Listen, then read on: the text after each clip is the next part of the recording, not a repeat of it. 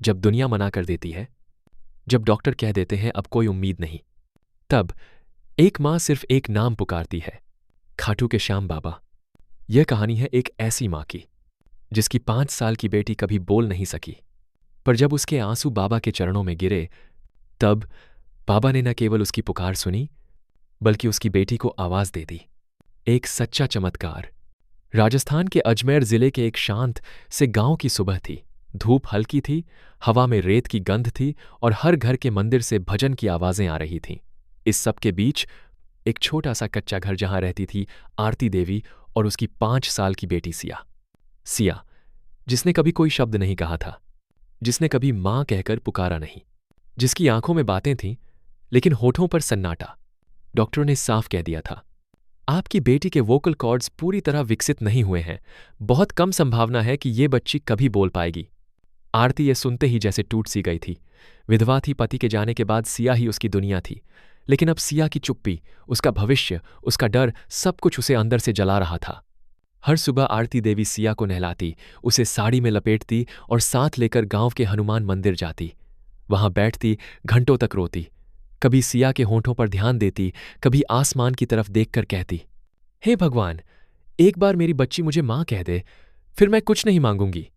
गांव के लोग सहानुभूति तो रखते थे, पर समय के साथ कहने लगे, समझ लो विधाता की मर्जी यही है, जो नहीं हो सकता उसके पीछे भागने से क्या लाभ।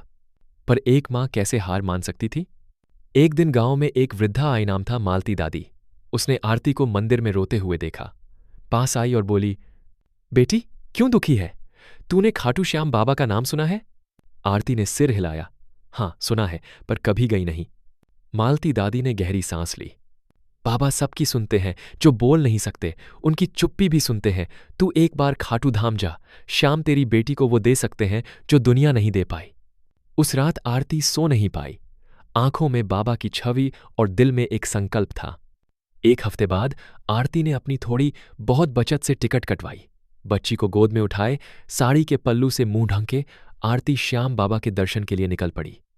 गाड़ी में बैठते ही मन में एक बात बार बार गूंजती रही, बाबा, अगर आप हो तो मेरी सिया को आवाज दो। सफर लंबा था, लेकिन मां की ममता और श्रद्धा और भी लंबी थी। वो खाटू पहुंची। जैसे ही बाबा श्याम के मंदिर की पहली झलक मिली, आंसू थमने का नाम नहीं ले रहे थे। भीड़ थी, शंखनाद हो रहा था। श्याम नाम की जय के नारे गूंज रहे थे, भजन बज रहे थे। श्याम तेरी बंसी पुकारे राधा नाम। आरती ने सिया को गोद में उठाया, बाबा के सामने लाई। फूल चढ़ाए, नारियल चढ़ाया, आंखें बंद की और कहा, बाबा, ये बच्ची आपकी है। अगर इसकी किस्मत में चुप्पी लिखी है तो काट दो। मुझे मेरी बेटी की आवाज चाहिए, चाहे मेरी आवाज छिन जाए। वहां खड़े एक पंडित ने आरती को देखा और कहा, बेटी, बाबा चुप नहीं रहते। चुनरी बांध और व्रत रख, बाबा जवाब जरूर देंगे। दर्शन कर आरती और सिया मंदिर से बाहर निकली। मंदिर की सीढ़ियों पर चढ़ते वक्त अचानक भीड़ ज्यादा हो गई। एक क्षण के लिए आरती का हाथ सिया से छूटा, बच्ची पीछे रह गई। आरती ने मुड़कर देखा और उसी पल, मां, आरती के कानों में जैसे बिजली सी गूंजी।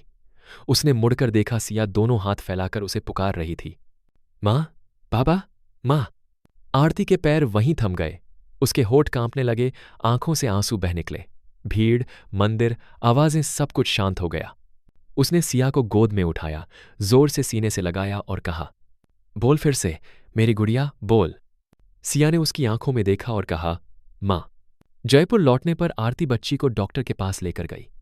टॉप एंड स्पेशलिस्ट ने उसका मृग कराया, पूरा परीक्षण किया। रिपोर्ट देखकर डॉक्टर सिर पकड़कर बैठ गया। इसकी वोकल कॉर्ड्स अब ठीक हैं। कोई मेडिकल एक्सप्लेनेशन नहीं है इस सुधार का, ये एक चमत्कार है। आरती मुस्कुराई और कहा, डॉक्टर साहब, जो चीज विज्ञान नहीं समझा सकता उसे श्रद्धा कहते हैं, और मेरी श्रद्धा का नाम है खाटू श्याम बाबा। आज सिया 10 साल की है, एकदम सामान्य बच्ची। स्कूल में अव्वल आती है, मंच पर भाषण देती है, भजन गाती है, और हर साल नवरात्रि में वो अपनी मां के साथ खाटू जाती है। उस दिन की चुनरी आज भी उनके घर के मंदिर में बंधी है।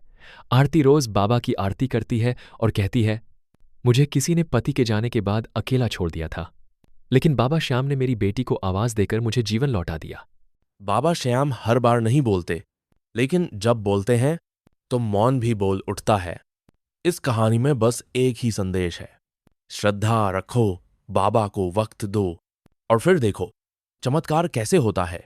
अगर आपको श्याम बाबा की यह दिव्य कथा पसंद आई हो तो इस वीडियो को लाइक, शेयर और हमारे चैनल को सब्सक्राइब जरूर करें।